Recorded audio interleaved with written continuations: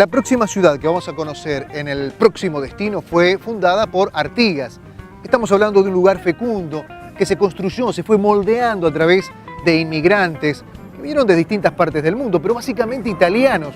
¿Cuánto ha tenido que ver la tierra fecunda, por cierto, en la producción de la vid? De hecho, aquí surge muy buen vino. Históricamente se lo reconoce por buenos vinos y buenos quesos. Pero también el Cerro Carmelo ha despertado una apasionante historia de picapedreros que manualmente trabajaban la piedra para transformar en adoquines y así transportar este producto para la construcción del puerto de Buenos Aires. Los invitamos a conocer a la ciudad de Carmelo.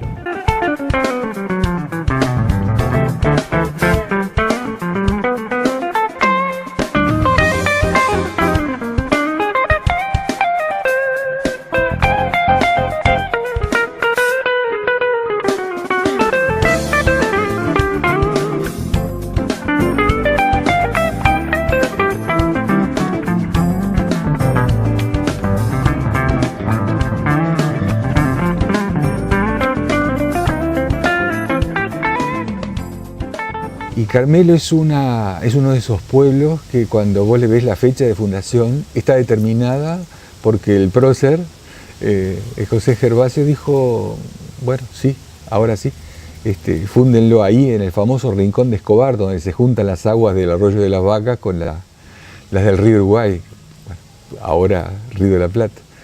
Pero la verdad que es una definición bastante complicada de hacer, ya desde el nacimiento hasta nuestros días. Carmelo ha sido un lugar muy particular, ni mejor ni peor que otros, pero sí distinto. ¿Cómo se fue moldeando esa identidad? Uno puede acceder a una historia de inmigrantes italianos, gente que tenía ya como actitud frente a la vida de producir, de generar.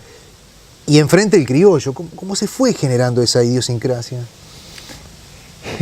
Pero es más o menos lo que te estaba diciendo. Vos fíjate que Artigas dice, bueno, a instancia de un cura de la Fuente, después Encarnación Benítez, que tiene mucho que ver con Soriano y con esta zona también, que lo presiona Artigas por el reparto de tierra, y que bueno, de pronto dice, Artigas dice, bueno, sí, está el Rincón de Escobar, y lo expropia a los estancieros, latifundistas de aquel momento, que eran los Albín, Melchor Albín y su hermano. Y ya ahí pasa el primer fenómeno. Los vivoreros, que eran los que tendrían que haber venido, no viene ninguno. Nadie sabe bien si por miedo a los portugueses, si por miedo a los Albín, por alguna razón no vienen. Y ahí empieza a venir otra gente de afuera, algunos italianos, algunos que sí, de las víboras, y se empieza a formar algo que ya venía en gestación, que era el puerto de las vacas. Carmelo le debe toda su vida y su razón de ser al Arroyo de las Vacas. Mirá, Ricardo, la gente de la inmobiliaria en Carmelo, dicen, ¿por qué Carmelo le da la espalda al río? Y se hacen esa pregunta famosa. Y el río se usa para las bienvenidas y las despedidas, es casi como en la frontera, es casi como en la línea de frontera con la Argentina, pero las arterias, la arteria principal es el arroyo. Ahora, ¿ustedes se sienten una extensión, a propósito de eso que hace referencia a la Argentina, de un barrio de Buenos Aires? Para nada, no. Por el contrario, es totalmente... Nosotros tenemos cosas muy bonaerenses, muy porteñas, y no se puede dejar de reconocerlo por la influencia de las comunicaciones. ¿Qué significó la vid para este territorio? En los últimos años mucho, en los primeros no demasiado, a pesar de que las primeras 1500 cepas de vid estuvieron aquí muy cerca, en la Calera de las Huérfanas. Los jesuitas se encargaron de plantarlas. Es en el siglo XX donde toma sí, un auge importante. No, antes la piedra, mucho antes la piedra, la construcción de barcos, los astilleros fueron famosos. No te olvides que Mianovich, por ejemplo, tuvo la flota más grande, el cabotaje que se desarrolló aquí en el Arroyo de las Vacas, en el puerto, en el viejo puerto.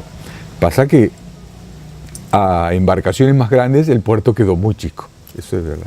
¿Y la piedra que sirvió para tantas calles de Buenos Aires? Bueno, la piedra que sirvió para tantas calles de Buenos Aires, de Montevideo, de Rosario, de Santa Fe, salía elaborada, ya salía en adoquín, no salía en piedra bruta.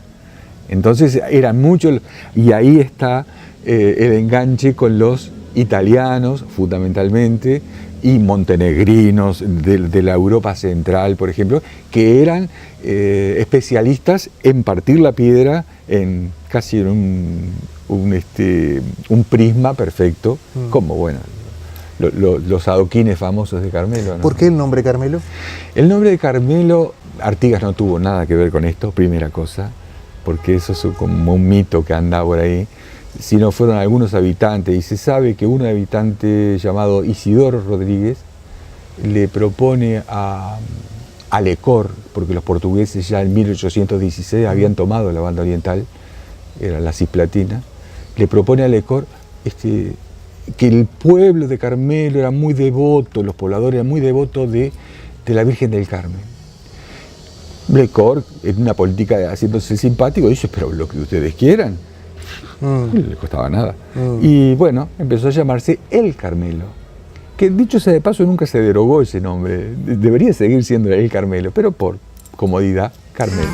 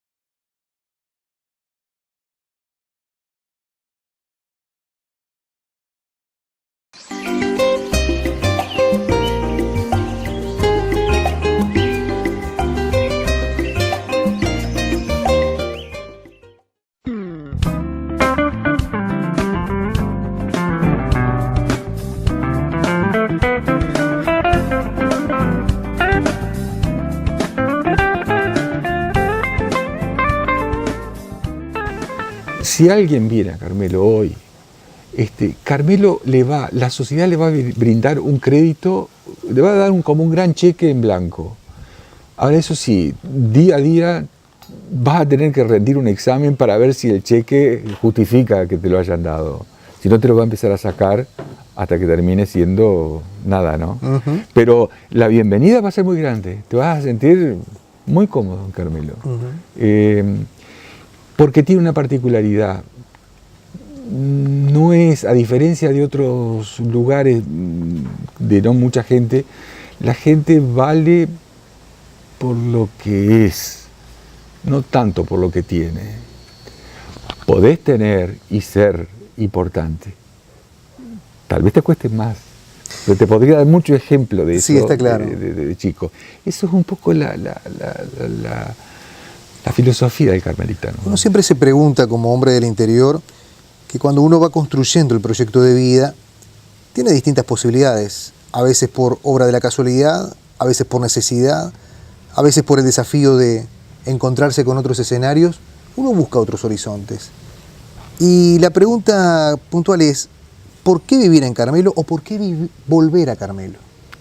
No sé, debe ser una sumatoria de cosas, como que, por ejemplo, un carmelitano no imagina ser mediterráneo, pero supongo que un sanducero o un salteño tampoco. Debe ser que necesitamos que alguien golpee un tarro en medio de la Plaza Independencia y todos vayamos. Y supongo que otras ciudades también. Pero debe ser como muchas cosas. Debe ser que no estamos acostumbrados a tener una gran fábrica, como otras ciudades del departamento, o grandes fábricas. No, acá son emprendimientos pequeños o medianos, pero no más. No. Entonces, uno fracasa y créeme, no se siente. En la crisis de hace unos años atrás, los viajeros comentaban, parece que cruzo el puente de Camacho y que acá no ha pasado nada. Pero yo creo que tiene que ver con eso, que hay lugares donde una fábrica es tan grande que más de 1000 personas de pronto trabajan en ella. Acá te diría que ni siquiera la cantidad de gente de Montes del Plata afectó mucho la vida del pueblo. Yo te digo, soy un carmelitano que me he ido solamente para estudiar, pero cada vez que entro en el túnel de Plátanos, por favor, siento como que algo late más rápidamente.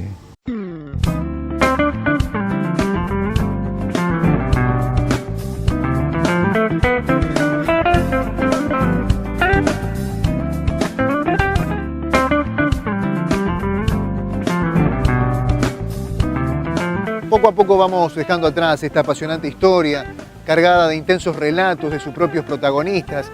Vamos dejando atrás la ciudad de Carmelo. Para la próxima, los seguimos invitando junto a Sergio Hornos a continuar descubriendo juntos mucho más del interior del departamento de Colonia.